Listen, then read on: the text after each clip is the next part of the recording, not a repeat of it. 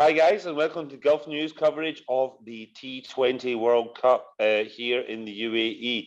We're here with Mr. Cricket UAE himself, Anas Sajan, and we've got all our experts here again after what was a whirlwind day. England have really made a statement of intent. Australia have put their stamp on top of South Africa. But first of all, we'll go over to our guys and we'll say hello. And then we'll just go around the table and we'll see what everyone's got to say. Anas, hi, how are you? Hi, Matt. Thank you, Matt. Hello, Imran. Hello, Satish. Hello, Sahil. Well, what a topsy-turvy start we had. I would first talk about the England versus West Indies, the two teams which had made it to the finals. I'm afraid West Indies were poor, but you have to give it credit to England bowlers, especially Rashid Khan. He was unplayable, and West Indies players were playing against him as if they were playing against like amateur players. And when you talk about the first game, it was a close game if you see in the end, but I'm afraid 118 or rather 119 batting first is too low a score to defend on a good batting wicket of Abu Dhabi, even though Australia made heavy meat of it. Nonetheless, two crucial points for Australia and two crucial points for England. And as Imran mentioned in our prior talk, that payback for England. Yeah, it's payback, but like you said, it's probably more important that we get this win, not in the league games, but hopefully if we get as far as the semi-finals or the final, that's when it'll be real payback. Yeah, no Carlos Brathwaite this time. So, Satish, what was your take on? Is this a real statement of intent from England? Of course, yeah. England, as we all know, Owen Morgan is a pretty good captain, even though he is not among runs. He has done well. He has brought Kolkata Knight Riders to the final with maybe one or two performances, and he was having a lean patch there too. So I would say it's a pretty good captaincy. And England, if you look at yesterday during the chat show, also we discussed a lot of teams, and England had that in them. Like they missed a few very important guys, which would have been which would have made them into a sure shot favorite. But now, nevertheless, they are still a very formidable team. They have all the variety they need. The Adil Rashid was pretty good. He's an experienced campaigner. You have Jordan. You have all these guys coming and playing in the T20 leagues across the world. So they have the team, and they have done well. And that is one aspect of it. And we have been seeing West Indies players doing badly even in the IPL. We never expected anything from them. But we never expected such a surrender from their part. But it also evoked memories of '92 when they surrendered to Kenya with such a top team. But I hope this doesn't trigger such a collapse, and then the West Indies went into turmoil, and then the performances went very bad after that night. Kenya lost. I hope that doesn't happen. But anyway, it's not a very good omen for West Indies cricket. I think they need to go back to the drawing board and look for the issues. And as Pollard said, somebody needs to stay there and rotate the strike, which didn't happen today.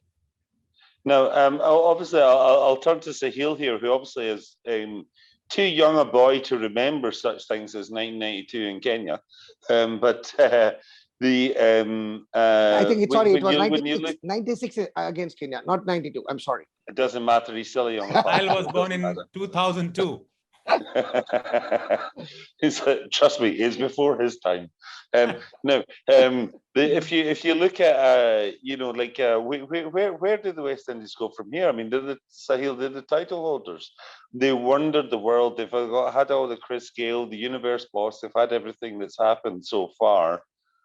Are alarm bells ringing?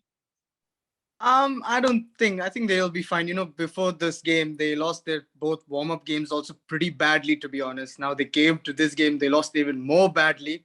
I mean, if you see their batting order, they have batting order till number 9. So, yes, they had a slip-up, but this is not a slip-up. This is like a beating, unfortunately, I have to say. Like, England have just killed them. But, I mean, if you're asking me, are they going to be fine? Yes, they'll be fine. Come on, this is West Indies. They're a very unpredictable team. Next game, you might see them score 220 overs. Today they scored 55 all out. Next game you'll see a 200. So if you're asking me, they'll be fine. Nothing to worry about. We all wanted to see that West Indies. Not how you. That's not how you that's win the a whole tournament. point. That's not how you win a tournament. You can't just randomly turn up. You've got to do it consistently, surely. And I don't think the West Indies have that to turn up. They can. I don't think they've got 5 games in them to do it consistently. For sure, I agree with that. For sure. Sahil, do you think it was bad batting or just really good bowling? Oh, I have to say, really good bowling by England. I mean, all of them. Each bowler, I think, got a wicket for themselves. But also, the Windies did not exactly bat according to the wicket. You know, they just, how we know how they play. Their attacking mindset. It just didn't work out. But I have to give credit to the English bowlers. It's good to see Tymel Mills back fit for England. He's a replacement for Jofra Archer. It's a big thing for him, and he was brilliant. Wokes, Adil Rashid, 4 wickets, Moeen Ali, starting the bowling. So, I mean, they're fine. England were brilliant. That's all I can say.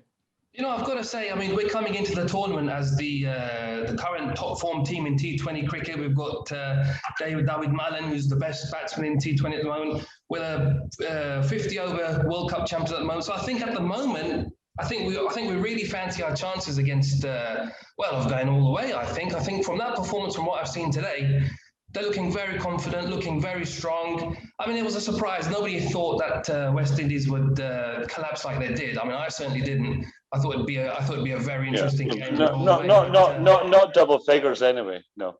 Yeah, I mean, that was a real surprise that they, was it 55 that they got out for? I mean, that made England's job even easier. But to be honest, for a little while, when they were, 50 for 6, 50 for 4, it was a little bit touch and go for a little while. But no, Morgan, I mean, he saw it through.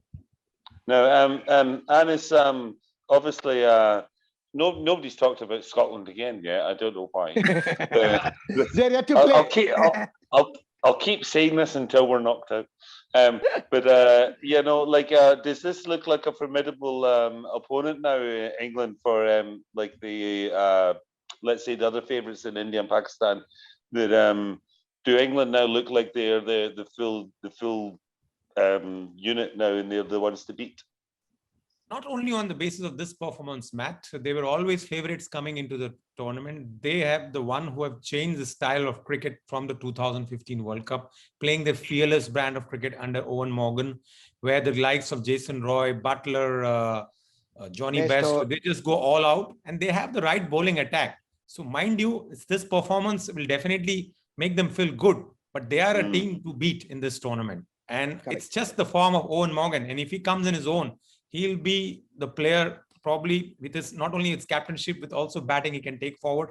And that dropped catch today, it was a difficult one by Walsh. Yeah. So that I hope, because, sometimes when you go with a low score again into the next game, you have at the back of the mind. Today he's gone with a not out. Maybe he gets a decent run in the next match and he gets into form. And I have seen Owen Morgan playing many a big innings. And I hope England will go well because they have a perfect team. They have a mix of right batsmen, attacking batsmen, great bowlers, great fast bowlers. And my son mentioned about Tymel Mills. Watch out for this bowler. He is the surprise package and the right replacement for Jofra Archer. Now, quickly, we're going to have to mention there was another game today. We're going to have to touch on that. South Africa were defeated by Australia. It came down to the final over, but Australia looked to be in command pretty much all the way. David Warner is the big question. I mean, obviously, I'll open this up to everyone. Where do Australia go from here, and where does South Africa go from here? Yeah, I'll take that the first. I think South Africa, maybe because it's a big team in the rebuilding process. A lot of newcomers are there. Maybe because of it's the first World Cup, some nerves must have been there. But I'm sure they are a pretty good side. And the one thing which I'm still not quite convinced. Yeah, Australia won it, but it was not a convincing performance in my opinion from the Australians' point of view, because they had some of the best players in the world, the top 5 or 6 or 7. But the way they chased 119 and winning by 2 balls to spare with 6 wickets down or 5 wickets down, that's not the way you win a match like that. So you need to win outright.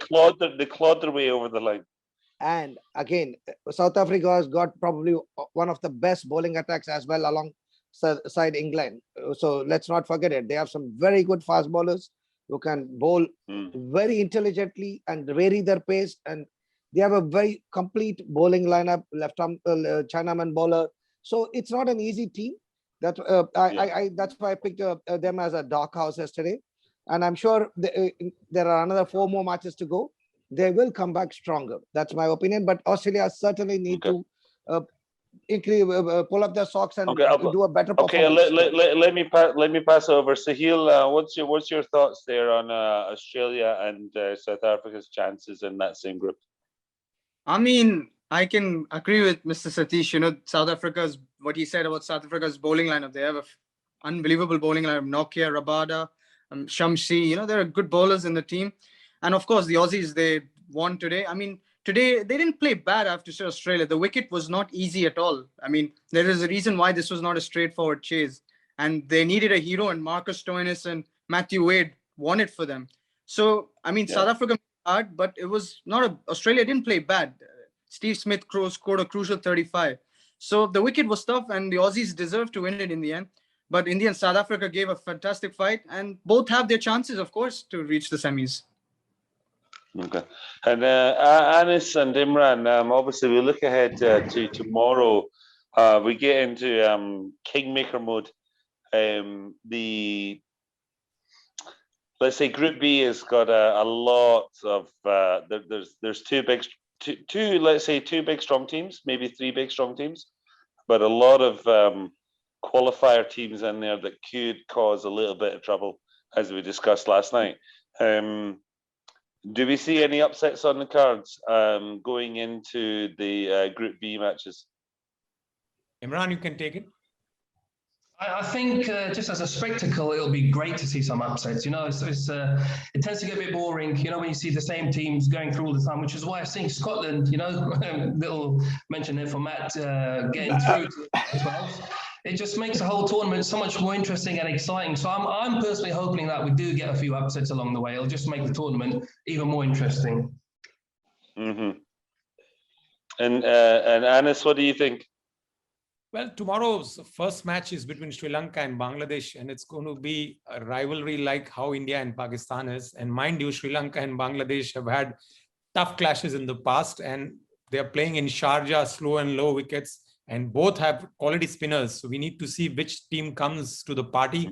I've always believed in Sharjah, if you bat second, and you are able to contain the opposition to around 130, 135. I hope the wickets have got better with the World Cup, but I'm not sure, only time will say. But that match is also equally important as the second match between India and Pakistan. Okay. Well, we shall find out soon enough, and it's going to be a very exciting day tomorrow. And as I say, everybody, you could always stay at golfnews.com, and you can keep up to date with all the live scores, all the live updates, all the analyses, and all the previews for every single match. We shall see you again tomorrow, and we shall do it all again once again, and we shall see what happens. Thank you, everybody, for joining us, and we'll see you tomorrow.